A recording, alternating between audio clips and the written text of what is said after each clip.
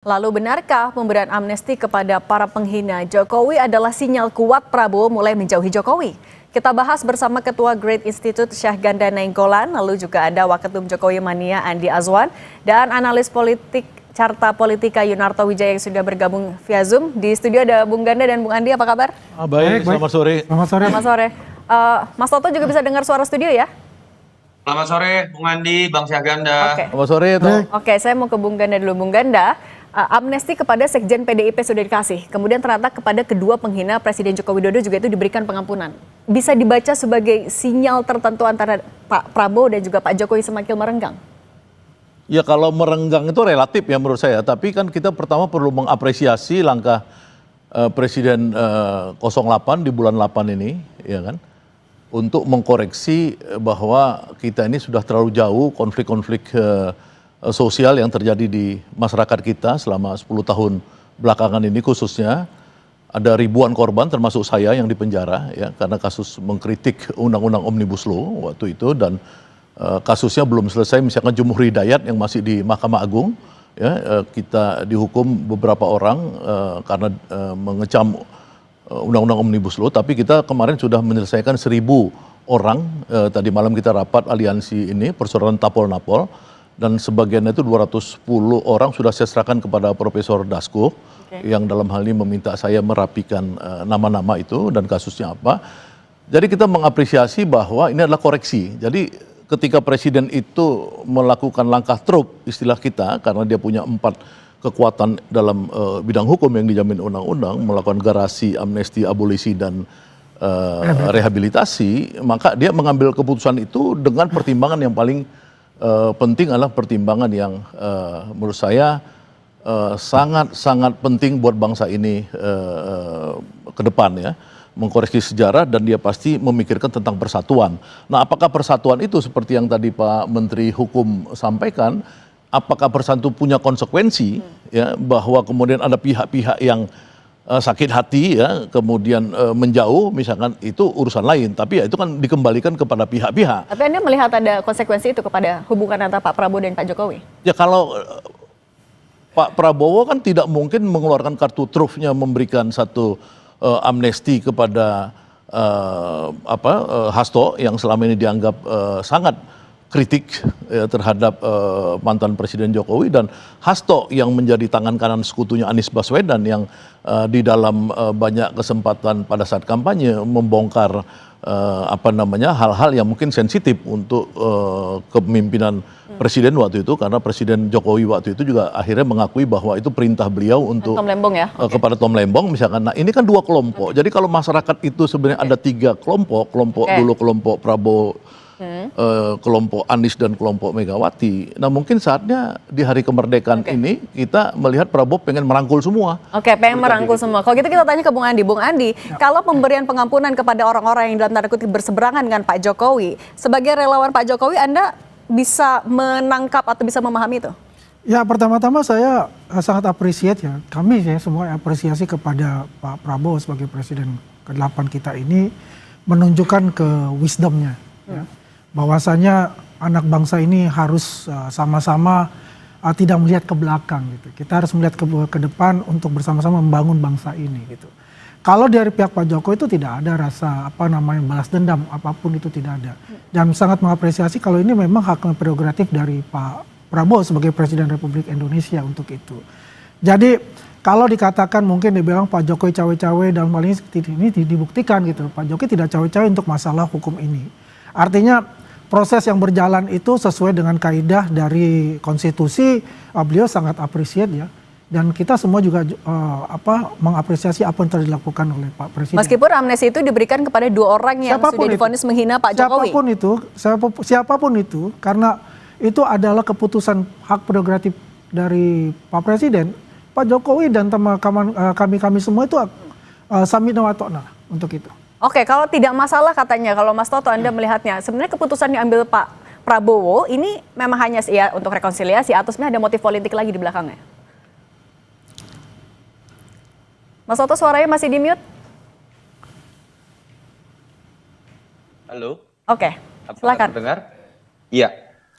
Iya, ini sebetulnya kan memang sesuai dengan mazhabnya Prabowo Subianto ya, yang dari awal yang ingin berbicara mengenai rekonsiliasi, bahkan ketika berbicara mengenai barisan koalisi tidak berhenti pada kekuatan 85%, teruslah terlihat berusaha untuk menarik kekuatan PDI Perjuangan. Walaupun ketika kemudian hubungannya sudah mencair dan menurut saya puncaknya adalah amnesti yang diberikan kepada Mas Hasto, tapi kita tahu keputusannya adalah PDI Perjuangan tetap berada di luar menggunakan istilah penyeimbang. Tapi dalam konteks hubungan yang mencair tidak lagi dalam konteks dendam sejarah, apalagi residu pasca Pilpres. Itu yang pertama menurut saya terlihat konsisten. Yang kedua suka atau tidak, dari sisi persepsi, ini yang kemudian akan membuat image Pak Prabowo lebih positif. Suka atau tidak ya, dengan majunya Mas Gibran secara kontroversial, sebagai calon wakil presiden Pak Prabowo, lalu kemudian menjadi wakil presiden, ada image seakan-akan ada kekuatan Jokowi yang tetap ada dalam pemerintahan Prabowo. Paling tidak dalam pengambilan keputusan yang tidak kemudian menganakmaskan atau menganaktirikan pihak-pihak tertentu, termasuk yang dianggap sebagai musuh politik Pak Jokowi, Pak Prabowo paling tidak berhasil melepaskan dirinya dari image bahwa Pak Jokowi masih menjadi bayang-bayang presiden atau kekuatan lain dalam pemerintahan Prabowo. Dan ini bagus buat seorang presiden terpilih. Dan ada PR yang menurut saya tetap harus diselesaikan oleh Presiden Prabowo dan ada juga catatan kritis artinya buat pemerintahan Presiden Jokowi. Ketika Pak Prabowo kemudian misalnya membebaskan beberapa pihak yang kemudian dianggap kena vonis pada zaman pemerintahan Jokowi, terutama terkait Undang-Undang ITE yang sering dianggap oleh teman-teman aktivis sebagai pasal karet, artinya kan ada pemberlakuan secara sistem hukum yang bermasalah pada rezim sebelum. Artinya ini kita nggak bisa lihat sekedar pengampunan kepada sosok tertentu, tapi sebuah kritik terhadap sistem yang sempat diberlakukan pada rezim sebelum. Tapi ada PR juga buat Pak Prabowo menurut saya, terutama dalam kasus Mas Hasto ataupun dalam kasus Tom Lembong, ketika Mensesnek mengatakan bahwa dua kasus hukum ini bernuansa politik yang menjadi alasan salah satunya untuk kemudian keluar amnesti dan abolisi. Presiden tidak boleh berhenti pada level memberikan amnesti abolisi sesuai haknya sebagai kepala negara. Presiden artinya mengakui dalam sistem hukumnya ada politisasi yang masih mungkin terjadi. Jadi seharusnya Presiden setelah ini tidak berhenti, tapi bicara bagaimana perbaikan sistem hukum sehingga hal-hal seperti ini tidak perlu terjadi lagi. Itu poin paling penting menurut saya. Oke, tapi Mas Toto kalau Anda melihatnya artinya ada konsekuensi tentunya ketika Pak Prabowo mengambil langkah amnesti ini. Apakah artinya ini bisa dilihat ya Pak Prabowo mulai melihat kekuasaan atau pengaruh dari Pak Jokowi sudah mulai mengecil? Kalau saya sih dari awal melihat Pak Prabowo tidak dipengaruhi oleh Jokowi ya. Pak Prabowo dipengaruhi oleh Jokowi dalam konteks pencalonan. Suka atau tidak Gibran itu mewakili deal politik antara Prabowo dengan Jokowi. Tapi bagaimana menilai seorang Prabowo apakah berdiri independen atau tidak ketika sudah menjadi presiden, saya melihatnya bukan dari pidatonya yang teriak hidup Jokowi, bukan dari seberapa sering beliau kemudian bersilaturahmi, tapi apakah kebijakannya itu pas Prabowo atau tidak. Saya pernah berdebat juga dengan Bung Andi, saya mengatakan dengan masuknya Indonesia ke BRICS, dengan keluarnya program MBG, dengan tidak menggunakan APBN lagi untuk proyek infrastruktur, ini menunjukkan Prabowo berdiri independen. Tidak kemudian berbau Jokowi. Bahkan saya selalu mengatakan teman-teman relawan Jokowi harus legowo kalau kemudian akhirnya melihat sebuah fakta bahwa kebijakan Pak Prabowo itu berbeda dengan kebijakan Pak Jokowi. Kontinuitas itu nggak bisa dilihat dalam konteks sama dengan kebijakan Jokowi, dan memang seharusnya seperti itulah seorang presiden terpilih melaksanakan sebuah kebijakan independen, tidak terpengaruhi oleh. Kalau gitu kita juga tunggu Bung Ganda, tapi kalau dari catatan Anda, selain dua terpidana yang baru saja dapat amnesti, masih banyakkah terpidana lain yang ya di penjara dan perlu dapat amnesti karena menghina Presiden Jokowi? Ya ada 1000-an, ada 1000 lebih ya yang kita data. Kan kita ini kan dari mulai 2014 ya, 2012 dulu, 2012 kasus 212 ya, itu Rahmawati Soekarno Putri udah almarhum kan sekarang kan, Kiflan Zen dan lain-lain, itu kan juga butuh kepastian tentang status hukumnya yang masih sangkut sebagai tersangka. Padahal dia udah meninggal. Liusung Karisma ya, itu sudah meninggal, kasusnya masih tersangka. Egy Sujana waktu dia teriak di depan rumah Prabowo lawan people power, ditangkap sama rejim Jokowi, kemudian kasusnya masih tersandra sampai sekarang. Jadi memang ada seribuan kasus-kasus, baik kasus rencana undang-undang KUHP, kasus KUHP ya, kemudian rencana undang-undang perubahan undang-undang KPK dulu ya, banyak sekali yang ditangkap di zaman era Jokowi ini. Jadi tindakan Pak Presiden ini untuk yang kasus Tom Lembong dan kasus Hasto dan kemudian tadi ada Gus Nur ya, itu kan menunjukkan memang ini ada koreksi ya, koreksi terhadap masa lalu ya. Jadi saya sudah serahkan ke Pak Dasko data-data 1.000 nama itu ya, karena beliau juga menjanjikan dalam waktu dekat itu akan dibebaskan, diamnesti atau abolisi. Nah, jadi memang kita melihat bahwa presiden ini bisa jadi dia sudah menunjukkan kepada Pak Jokowi ya bahwa langkah ini mungkin menyakitkan Anda ya kan, karena Anda itu adalah bagian daripada orang-orang ini terpenjara. Seperti saya kan nggak ada kesalahan, cuma mengkritik undang-undang Omnibus Law, kenapa saya dipenjara misalnya gitu ya. Kayak 1.000 orang lebih yang artinya masih penjara dan menunggu. Enggak, sebagian masih nyangkut. Seperti Jumhur tadi kan nyangkut tuh di Mahkamah Agung. Egy Sujana kasus dia makar itu nyangkut. Rahmawati Soekarno Putri nyangkut. Itu kan banyak orang-orang yang dia itu tidak bisa jadi komisaris, ya kan, kalau ada yang tidak bisa jadi kerja di pemerintah, kalau dia urus SKCK apa segala gitu. Ini memang harus diselesaikan menurut saya. Oke, kalau akhirnya mereka semua diberikan pengampunan oleh Pak Prabowo, kalau dari Anda relawan Jokowi, apakah Anda rela? Tapi jangan dijawab dulu Bung Andi. Kita akan kembali saat lagi, tetap bersama kami di Kompas Petang. Sama kami ada Bung Ganda, Bung Andi dan juga Mas Toto. Saya lanjutkan ke Bung Andi. Bung Andi, 1.000 lebih nasibnya masih digantungkan. Ini mereka orang-orang yang menghina Pak Jokowi loh, menghina Pak Jokowi. Kalau misalnya semuanya kemudian dikabulkan dapat pengampunan, Anda sebagai relawan rela? Jadi begini, mesti kita pilah-pilah nih, menghina Jokowi seperti apa gitu. Apakah menghina pemerintah atau menghina Pak Jokowi kan gitu. Tapi kalau secara keseluruhan itu, kembali lagi yang saya katakan, itu adalah hak prerogatifnya Pak Presiden. Tapi pasti melalui telah-telah ya, secara komprehensif. Masalah-masalah yang terjadi itu seperti apa, vonisnya itu seperti apa, prosesnya sudah sampai mana kan itu. Pasti ada melalui telah-telah itu. Apapun yang itu yang dilakukan, kalau itu masih dalam jalur konstitusi dan undang-undang, ya, Pak Jokowi itu adalah orang yang sangat taat hukum untuk itu. Beliau pasti akan menerima itu karena bukan dia sebagai presiden sekarang ini. Yang presiden adalah Pak Prabowo kan.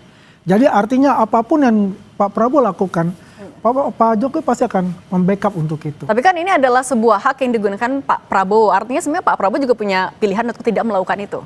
Ya itu kan saya bilang tadi, itu melalui telah-telah yang sangat komprehensif ya dengan tim hukum beliau kan.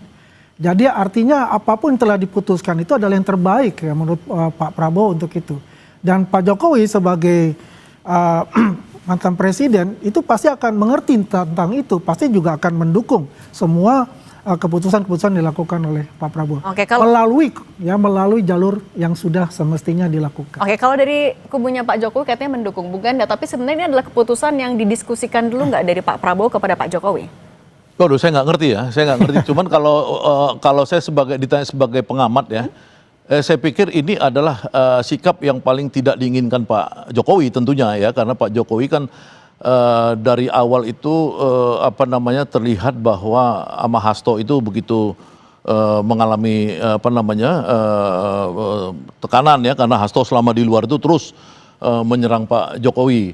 Nah itu mungkin tuntutan 7 tahun itu untuk Hasto, tuntutan 7 tahun untuk Tom Lembong itu kan sesuatu yang di luar akal sehat menurut saya ya, yang itu tidak terkait dengan Prabowo. Karena apa tidak terkait dengan Prabowo? Karena Prabowo mengkoreksi kan gitu dengan ini. Nah terkait dengan siapa? Ya menurut saya pasti dengan Jokowi ya kan. Tapi apakah Jokowi terima atau enggak misalnya gitu. Ini aja sekarang kalau Jokowi nggak terima dia boleh mundur dari rejim Prabowo kan gitu ya kan. Kan itu aja sebenarnya pilihannya kan. Sekarang kan udah kelihatan rekonsiliasi itu artinya apa sih? Arti rekonsiliasi adalah Pak Prabowo pengen merangkul Anies dan merangkul Megawati. Kan gitu. Ini mau dirangkul nggak? Itu aja pertanyaannya. Kalau mau merangkul PDIP dan juga Anies, nah Mas Toto, jadi sebenarnya apa pesan yang mau disampaikan Pak Prabowo ke Solo, Mas Toto? Saya nggak tahu ya kalau pesan.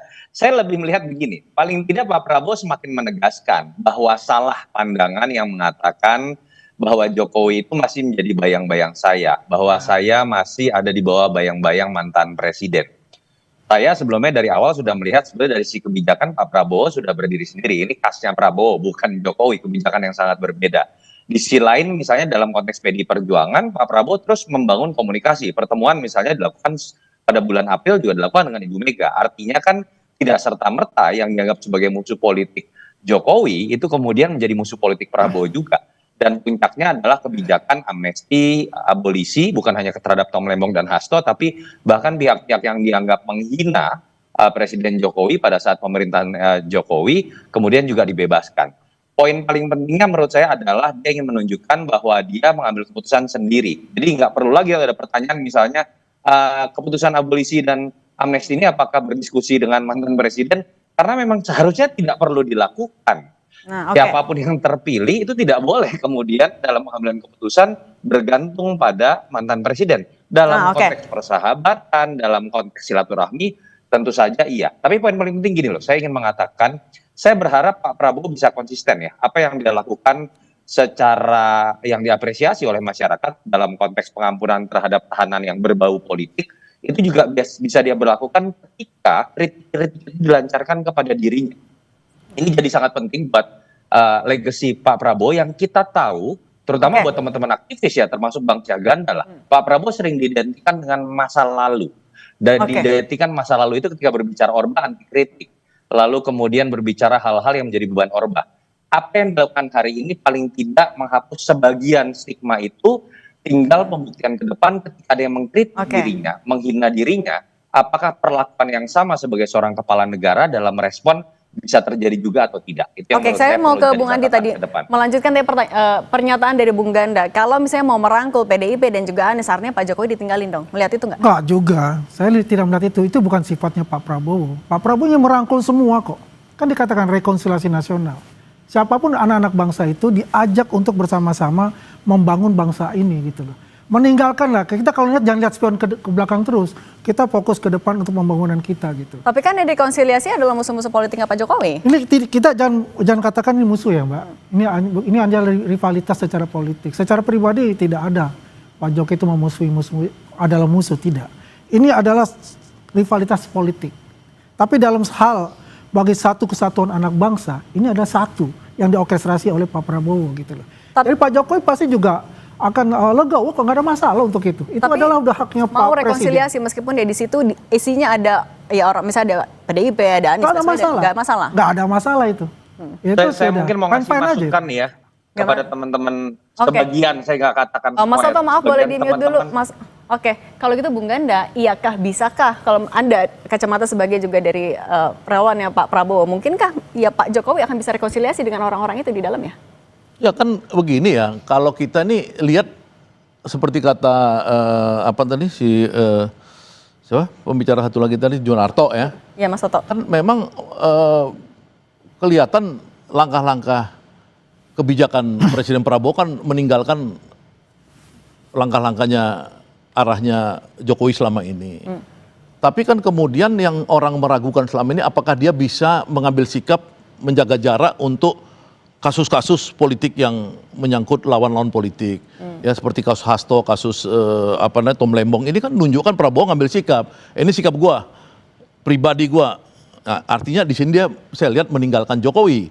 Ya kan, tapi apakah kemudian secara total kita nggak tahu. Ya, tapi menurut saya ada kebutuhan Prabowo sekarang untuk melakukan rekonsiliasi yang besar karena apa? Karena Prabowo mengalami tantangan dunia yang sangat besar ya ketika dia berhadapan dengan Donald Trump ya yang berhadapan dengan negara-negara besar lainnya. Dia butuh satu